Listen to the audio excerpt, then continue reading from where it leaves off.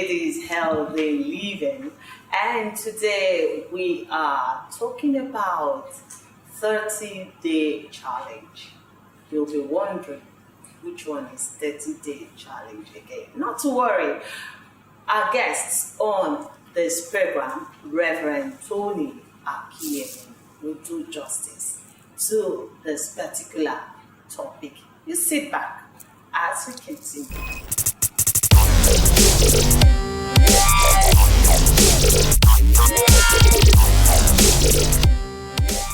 Reverend, welcome once again to the program. I'm so happy having you on this program. Thank you for the privilege. I never tire responding to your call. It's always a pleasure to be with you here today. And I must commend your outfit again. Oh, wow. Thank you so much. Okay, we are looking at 30-day challenge. What is it all about? The background goes back to 2005, September 2005 to be precise. That's about 16 years ago. I was invited to a church to come and give a talk on healthy living. The time was so short, I didn't know precisely what to say within that limited amount of time. So I felt, look, the only way to make an impression, a lasting impression on the people is to make them go through a plan, a program that they themselves will feel the effect of it in their body, on their own health. And it will be a personal experience. And they will never be able to forget that. Apart from whatever it was that I was able to say from the podium. But if they go through a plan and they see the effect on themselves, it will be an experience never to forget. So what I did was to compile 15 things for people to practice for 30 days. Wow. I said, I'm just going to give you 15 things to start doing for 30 days. And before you start, I want you to go to your doctor and do a comprehensive medical checkup. Do your blood chemistry, in other words, check your PCV, check your hemoglobin, check your white blood cells, check your red blood cells, check your liver function, your kidney function, your cholesterol level, your body weight, your body mass index, do your stool test, do your urine analysis, everything. Keep the results. And then follow these 15 steps that I'm going to suggest to you for a period of 30 days. Okay. After 30 days, go back to the same doctor and run the same test. And then lay the two results side by side. And let your doctor interpret the two results for you to say, okay, this was where I was 30 days ago or 31 days ago. This is where I am now. Which one is better? Is my cholesterol better now than then? My blood sugar better now than then? My HbA1c, is it better now than then? My liver function, is it better now than then? My kidney function. You see, it's an empirical thing. It's not hearsay, it's not rumor. It's something you can check in your own body. How diet and lifestyle change can also commensurately lead to a change in your health status for the better. So I laid the challenge before them in that church, and I told them those who were willing to take that challenge. It was a challenge I threw at them. Yeah, so it was a 30-day challenge. Do it for 30 days, test it out yourself, and give me your feedback thereafter. So that was how the 30-day challenge came about. And of course, a number of people in that church undertook that challenge, and some of them gave me feedback, which was very, very encouraging and inspiring. So I developed it into a newsletter number 15, which is called the 30-day challenge, because I write healthy living newsletters. Okay, we have about 27 editions to date, and the 15th edition was this 30-day challenge. So I laid out the 15 things to do consistently for 30 days, after which you now check yourself and see how you feel in your body, and then the medical results that you get. Then I also incorporated it into my book, How to Regain and Retain Your Health. It's chapter 7 in that book. so that those who buy that book can also see the challenge there. And if they choose to follow it, they can see the outcome at the end of the day. So that's summarily how it all came about. Yeah. Okay, so now what are those 15 things one needs to do for 30 days? How much are you willing to pay for that? I'm just kidding. Actually, it's very simple. It has two sides. It has things that you have to stop doing and things that you have to start doing if you have not been doing them before. And if you've been doing them before, reinforce them. Okay, the first one is what I call the subtraction principle. Take away all these things from your diet. I have a catalog of things that people need to take away because those things have been found to contribute to disease development, disease initiation, disease progression. So once you remove them, it's like you're taking away the fuel from the fire. That way you can arrest the progression of the disease. If you're not putting in more fuel, then the fire will gradually go out. So take away things like sugar, cow milk. I mentioned that when we were talking about hormone imbalance the other day. Take away processed food, anything that has passed through the factory.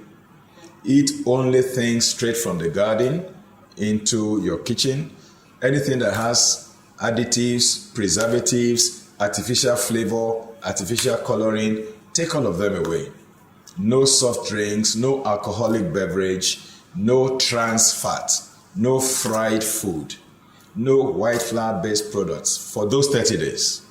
You stay away from them and see how your body will start readjusting and start reconfiguring. And before you know it, things are changing, things are looking up. So that is the most difficult part, really. Very difficult. Yeah, the things to take away. But because it's just for 30 days, it's just an experiment.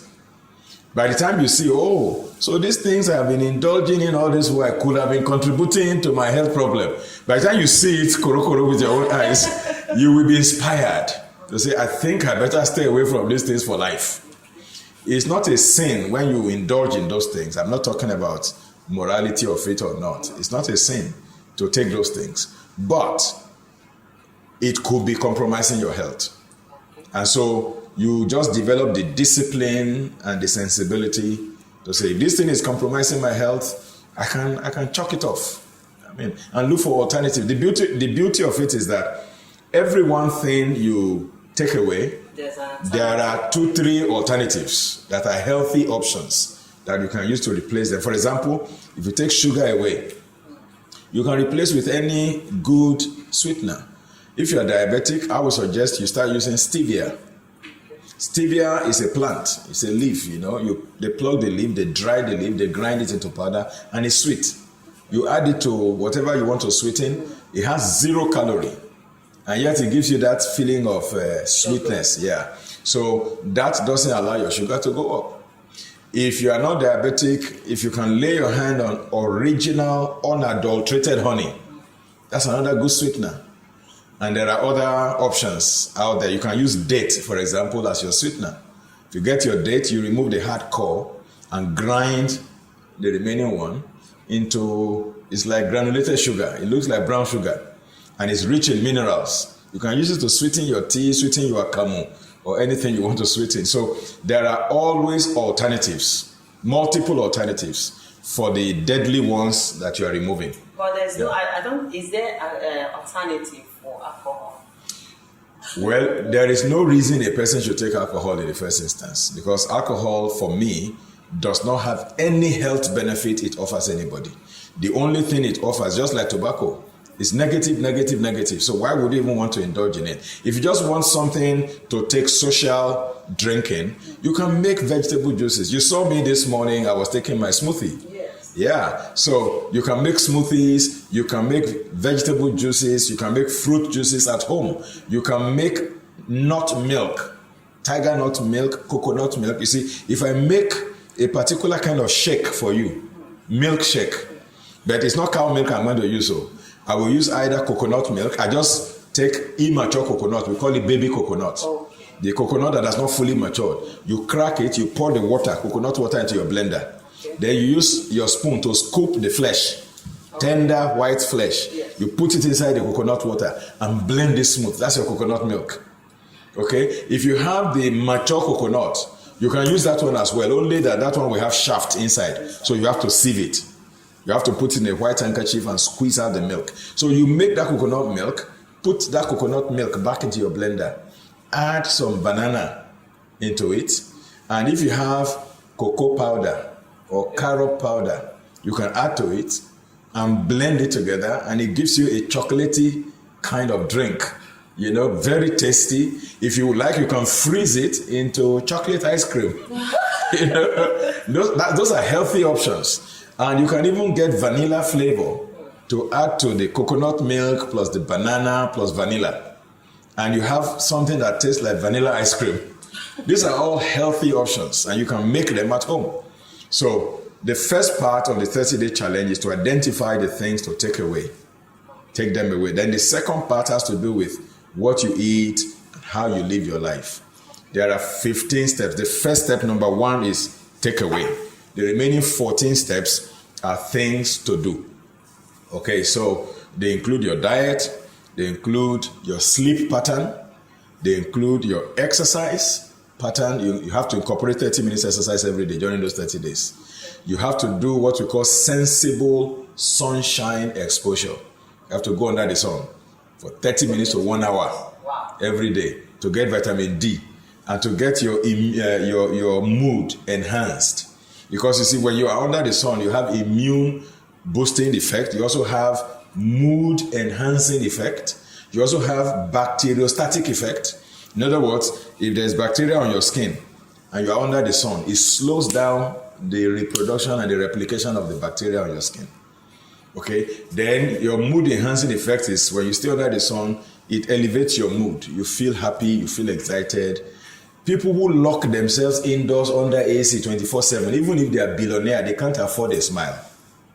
They are moody, they are depressed because they stay indoors. You see, that's what happens when you keep people indoors. I tell people, if you have old people at home, don't lock them up inside the room. Take them out, allow them to go out and enjoy some sunshine. That will help their mood. That will help their vitamin D status. That will protect them from infections and all kinds of things like that, when their vitamin D status is very good enough, particularly viral infections. Many people who succumb to viral infection have low vitamin D level. And sunshine exposure helps you to build up your vitamin D level. So the challenge has those two parts: things to stop doing, things to start doing or do more if you have been doing them before. And then after 30 days, you go and retest. Okay, in case you're just tuning in, it is Healthy Living, and we are talking about the 30-day challenge. And our guest on the program is Rev.Tony Akinyemi. Like he said, that you need to do away with some things and start doing the right thing, the right food to take.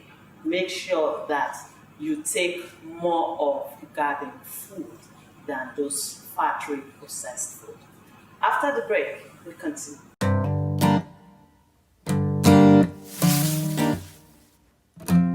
Hi, Tony Akinyemi is my name, and I've written about 20 books to date. More are in the offing. Out of the 20 published books, to my credit, 6 of them are on healthy living. And I want to recommend these resources to you, to access them either digitally online or to get your hard copies. For digital access, you can visit amazon.com or familabooks.com. And for physical copies, you can visit the Shepherd stores at 18 Shogunle Street, Abule Onigbagbo off Mobolaji Bankantoni Way, between Eco Hospital and Sheraton Hotel Ikeja, to obtain your copy. You can also contact the email address on the screen or the telephone number, or send a WhatsApp message, and you'll be guided as to where to get any of the copies. God bless you as you access these resources. They will inform you, and the information will help to transform your health and that of your family, as well as that of the people in your sphere of influence. God bless you and thank you.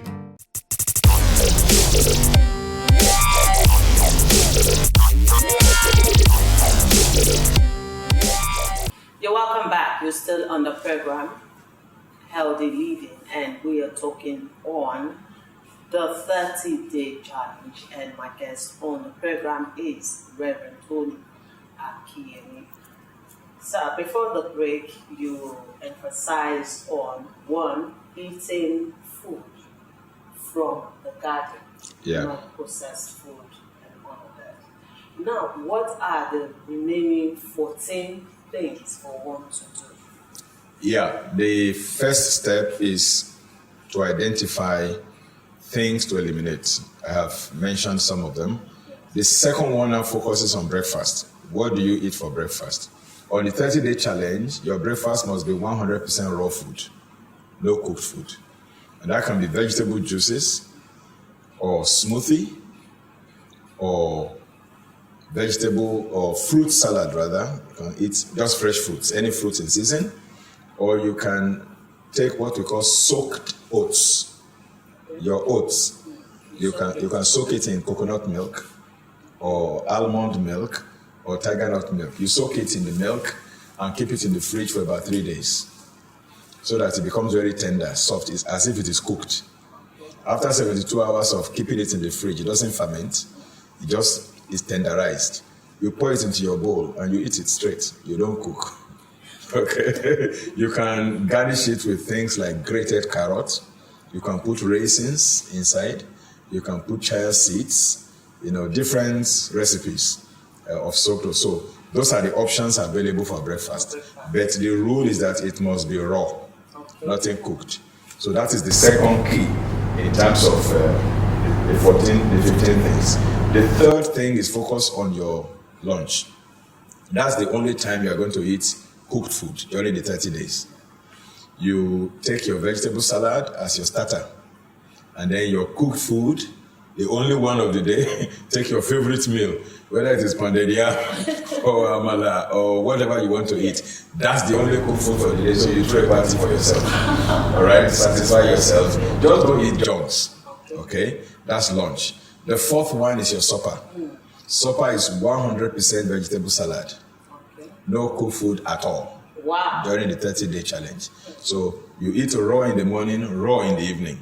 In the afternoon, a little raw plus your main meal for the day. So that's how it happens. Now, the fifth rule is that if you choose not to eat your cooked food during the afternoon, you may want to swap it with your lunch.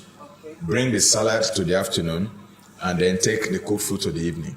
Although I suggest that you eat the cooked food in the afternoon so you have energy to do your work.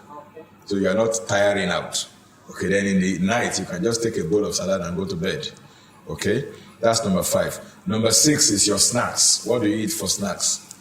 You eat any fruit in season. You can eat vegetables, you can eat carrot, you can eat nuts, you can eat garden egg, you can eat any fruit in season, just snacks on them, or raw nuts.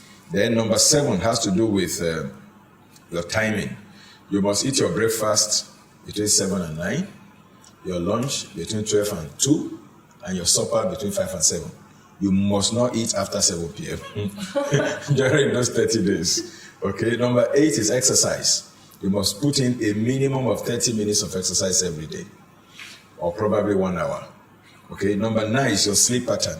You must go to bed by 10 p.m. latest, and you must sleep for nothing less than 6 to 8 hours every day. Number 10 has to do with water.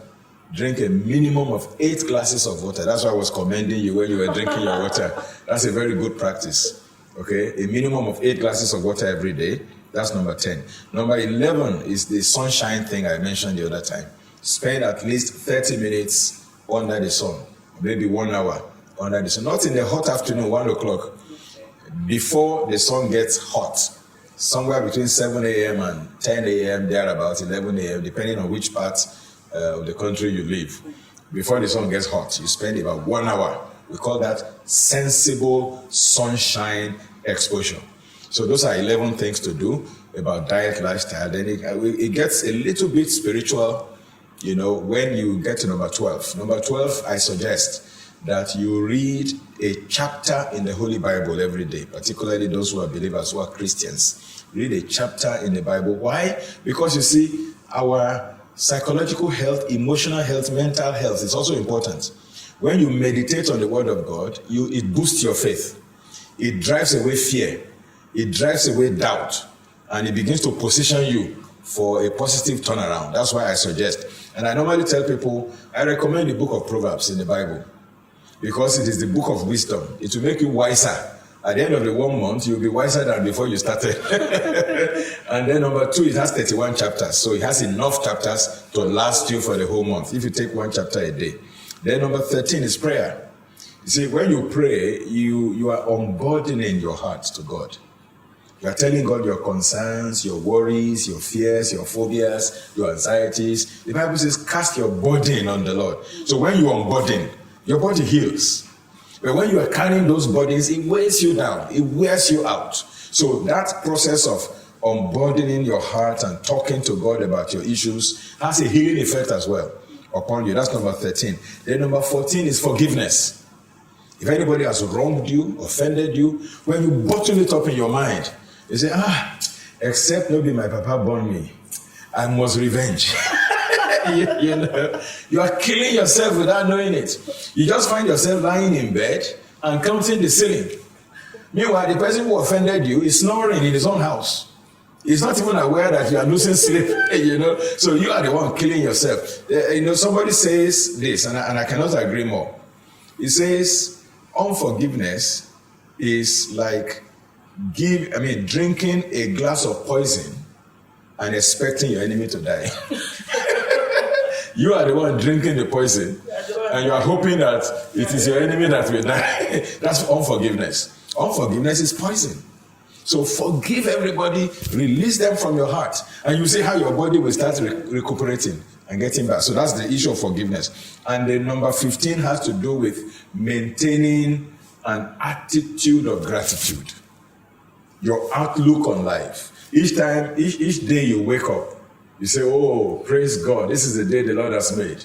I will rejoice and be glad in it. You speak positively, affirmatively, and you prophesy, so to speak, ahead of yourself. And you don't make any negative comments. You don't complain about anything. See the good side of every issue, even negative issues. They all have good sides. You see, there was a time we were having a crusade, a gospel crusade. And we fasted for 40 days before the crusade that it will not rain. The rain will not disturb that crusade. And we believed that it will not rain.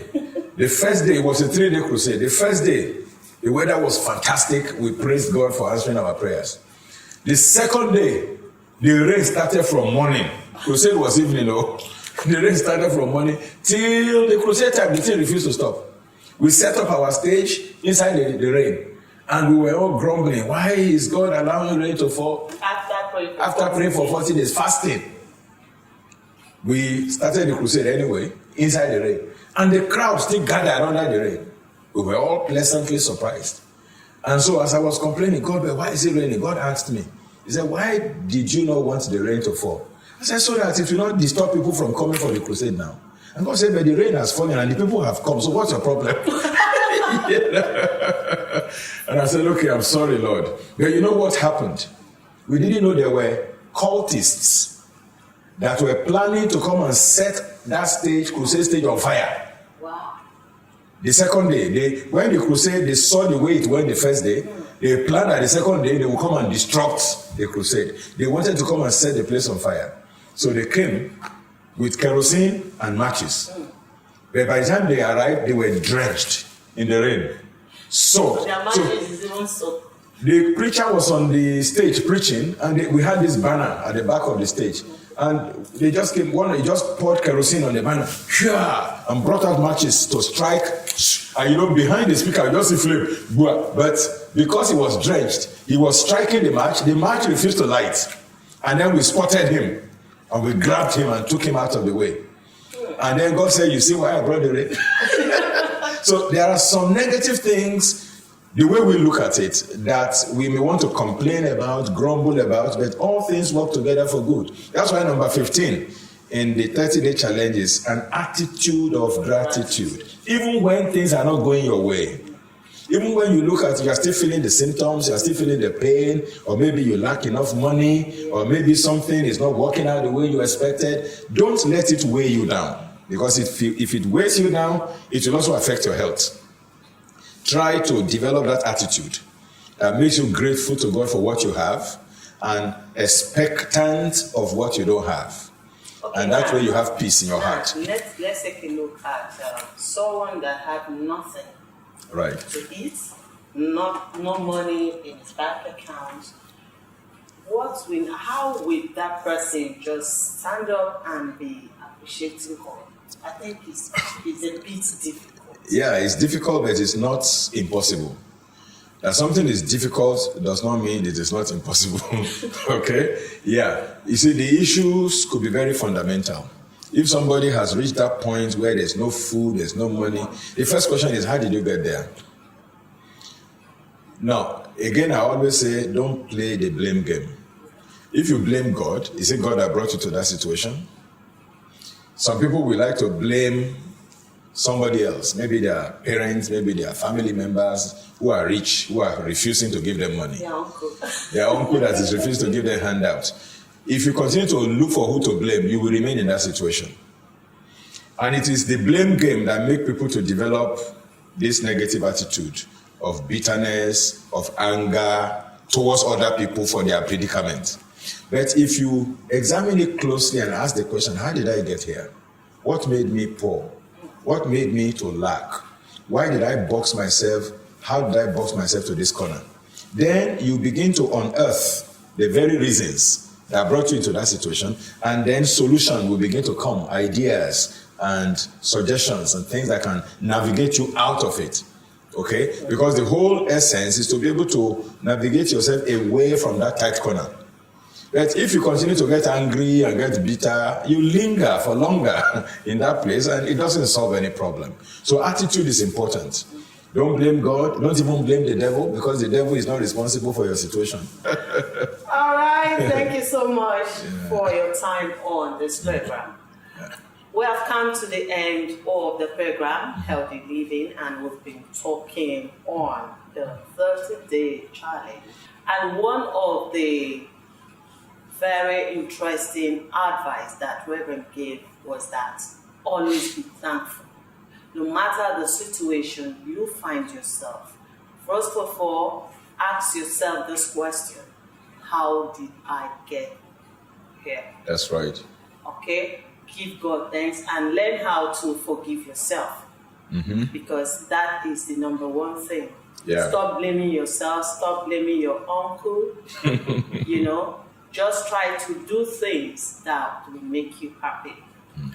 Are you blessing or familiar? Don't forget to call us on the numbers on your screen: 081-88-11-112 or 081-51-39-3134. I'm expecting to hear from you. Your SMS. Don't forget to put your name and your location. We'll do it again next week for a very interesting episode.